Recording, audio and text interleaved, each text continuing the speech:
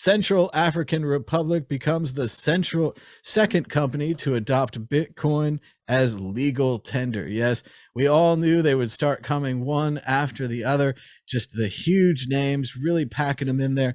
We also have a second report here that Panama is poised to approve the use of Bitcoin and 8 other cryptos without limitation. Yes, we're big time. We grows up, and we grows up. Bitcoin has grows up. Dan, Eve, we've got El Salvador, a brand new one, Central African Republic. I don't know very much about them, and Panama coming in. Are these the new Bitcoin countries? Will there be more? Are these the only countries interested in Bitcoin? No, this is the snowball, right? So let's, if you think in 20, it was 2021, wasn't it? So 2021 was when El Salvador made it legal, and that's one country. Now in 2022, it's April, May tomorrow or something like that. It's a few days, and then there's already 2 countries, right? So even if it's only Panama and Central African Republic, it's a 100% increase on last year's number of countries that have accepted Bitcoin as legal tender. So statistics. So I think it's going to be a snowball effect, and I think you're going to see all the countries that have maybe not as strong currencies as others, or with Panama's case, they rely on the dollar, right? So Panama, their situation is the US is printing for thee but not for me. The dollar, they're not getting any benefit from the dollar being printed because it's not going into their infrastructure, whereas the US who owns the dollar is printing it and sort of is helping to that ecosystem. They're just getting the raw side of the inflation, which is the worst part of money printing. It's all good. Printing money is fine if you get given some money, right? But if you're not being given any money, then it makes the situation even worse for you. So maybe we'll see that's an actual pattern. So another thing, two of 3 of the countries that have accepted Bitcoin as legal tender relied on the dollar and didn't have their own currency. So maybe that's going to be a theme, is that we'll see those countries slide first, the ones that rely on the dollar. Ultimately, again, every new country that comes on board, it again lends more credence to the idea of it being used as a currency. These are kind of smaller experiments in smaller economies, and Panama's an interesting one because obviously it's very much a tax haven as well, more so than say El Salvador and Central African Republic are, obviously. So there's probably going to be quite a huge amount of money swathing into Panama based on the traditional connections with the traditional finance world. So ultimately, I think it's a good thing. It's another notch on the Bitcoin bedpost. Ooh. Well, Dan, as Mark Twain said, the only thing better than printing your own money is having another country print your money. So yes, they were in a tight situation there in Panama. Martine, we've got El Salvador, a Central African Republic, and Panama, some really hot countries. Anywhere that you'd want to live yet? Yeah, I already started looking at Panama beachfront real estate, but pretty pricey, really. Dan said it's all offshore countries, tax haven. I wouldn't want to call it that way because it has this negative sound to it. It's more like international business friendly. That sounds just better. And haven is a good word. Haven's a positive word. It's like an oasis of tax freedom. Of course, this is fantastic. And as Dan stated, like any country that uses a foreign currency, most likely the US dollar, as their national currency, they will seriously consider Bitcoin at this point, because Bitcoin is 21 million. It's fixed. It's a better solution in the long run than adopting a currency that has been inflating. Well, the currency itself has been like expanding with 80% over the past few years. So I think this is a really positive development. We'll see this more of this. I believe Najib Bukele, the great big leader from El Salvador, predicted 4 countries or in total, or 2 countries. I don't know how many countries he predicted would adopt Bitcoin in the next year. And we're still in the next year. So we're only halfway, and there's already like the Central African country. There will be more there that will adopt Bitcoin. And Panama excites me. I know if you run a business in Panama, you can select any currency you want to keep your books in. So if you're like a European-based company, but you open a branch in Panama, you can opt to say, well, we do our books in euros, or you can say we do our books in dollars. But it was already possible to do your books for your Panama-based company in Bitcoin.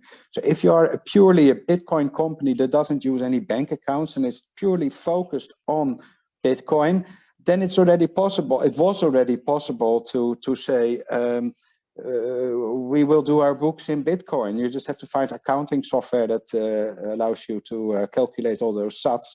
But once you have that, this is ideal, because a Panama company makes it harder to confiscate your assets, and at the same time, if you don't require any international bank for your Panamanian company, and you can do everything in Bitcoin, it also makes it harder to confiscate your assets, the assets from the company. So I think fantastic. Yes, I'm so excited about this. After the show, I will continue to look at beachfront real estate in Panama, because if Portugal ever changes their mind, I'm off to Panama. A man, a plan, a canal. Panama. Ben Ark, India and China famously skipped landlines going straight to cell phones. Are these countries skipping over all kinds of things going straight to Bitcoin? Or is this a huge education problem, as they barely have the infrastructure for normal computing, let alone Bitcoin computing? Yeah, I mean, that's a very interesting point, and it has been a pain point in El Salvador is access to high-speed internet and then some of the electronics and things which you need to, which people we use for running things like Bitcoin nodes. But I mean, all these poor countries, they can plug themselves into the most evolved digitally native currency on the planet, while all these big countries with their own central banks are building out very slowly these CBDCs. Like, you have Bitcoin and it works, and if you're a country which has experienced a volatile currency, then actually Bitcoin's volatility isn't that bad, and you can live with it. I think it's as long as there's a couple of options. They have like a stable medium of account, and then they have Bitcoin there as a sort of savings technology, which anyone can just onboard into if they want to, and they can squirrel away some funds into there and then watch them grow over time, because obviously it takes a while for it to grow.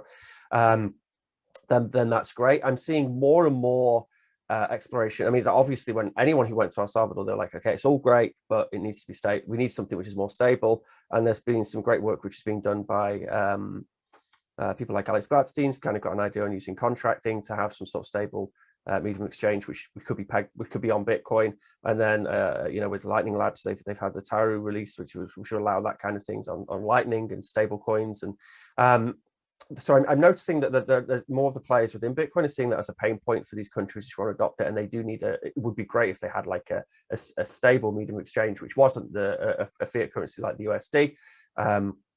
So that's something which I really hope to see kind of evolve and be worked on.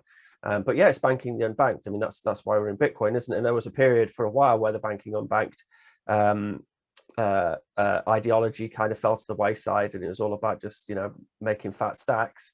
But now we seem to be going back full circle, and it's like, yeah, actually, this tool is super useful for poor countries which don't have central banks, don't have infrastructure, and they can just leapfrog forward and adopt the most advanced digitally native currency on the planet. And attract all this investment. So I was speaking to my friend Jay Deluxe, who's out there on the ground in El Salvador, as I was speaking to earlier before the show. And he was saying it's amazing how many VCs and how much investment is happening in El Salvador at the moment. Actually, on the ground, there's lots of VCs just knocking around, trying to invest in stuff, trying to build up the experiment and make it work. And that's very reassuring that these people have realized there's an opportunity there, and it's attracting investment, because that's ultimately what's great about these first movers who are starting to explore Bitcoin in their countries is they're just going to attract all these investors. And most of us couldn't even point to where El Salvador was on a map before last year, and now we all know where it is, and we know quite a lot about that country. And similarly, with the Central Republic of Africa, like it's the same. Like most people don't really know where that is. It's like, well, it's one of those random African countries you've never heard of before, and now suddenly we're all googling it. People are going to go out there and they're going to invest in the country. Their tourism sector is going to go up because of it, maybe just a few percent, but it will go up. So yeah, it's a very smart move if you've got a country which isn't that wealthy, which is reliant upon another country's sovereign currency to use this free and open source money, and then hopefully people will build some recipes so these countries can build their own sovereign stable coins on top of Bitcoin. So you can have an El Salvador dollar, you can have a Panama dollar, which is stable, and they don't have to use other fiat currencies for that functionality. Hopefully that'll be built on top of it as well. I was going to ask you actually, Martin, because obviously you said that, about Portugal. What did you think about the Madeira news? Is that exciting? Yeah, nice. But for me, I don't want to live on an island. Madeira is nice, but I've lived in Cyprus for a while, and it just made me claustrophobic. It's like, let me out. And I'd rather be able to drive for days. But what do you think about the Bitcoin stuff we started doing? Because I got a couple of Portuguese friends. I think it's actually very good. But if you look at the rest of Portugal, Madeira is an autonomous region, so they can decide for themselves. But the rest of Portugal is pretty cool too. They don't consider, there's no capital gains tax on Bitcoin. The tax man doesn't want to know about your Bitcoin. If you cash out a large amount all of a sudden to your bank account, they will ask you, hey, where's this million coming from? They will ask you, and then you just have to, show them that you didn't like magically pour it out of your black hat, which you found or miss. You have to explain where it's from. And if that's enough, and I think it should be like that. They state that Bitcoin is like a foreign currency. You don't get any interest on it, or they assume you don't get any interest on it, and therefore you shouldn't have to pay any capital gains on it. It's like, if you keep dollars under your mattress, that's your dollars. So I think, yes, I like this approach. It helped get a lot of Bitcoiners into the country. There's lots of people migrating to Portugal.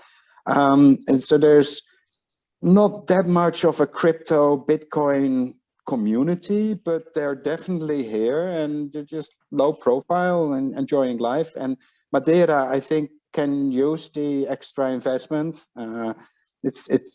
I looked there for real estate too, because at first I thought, oh, I'm in the wrong place, I should move to Madeira, but no. But it's nice, it's good. I think over time, more and more countries will realize that it's okay to be positive about Bitcoin. There's no need to try and kill it, because that won't work anyway. And money flows where it's well treated.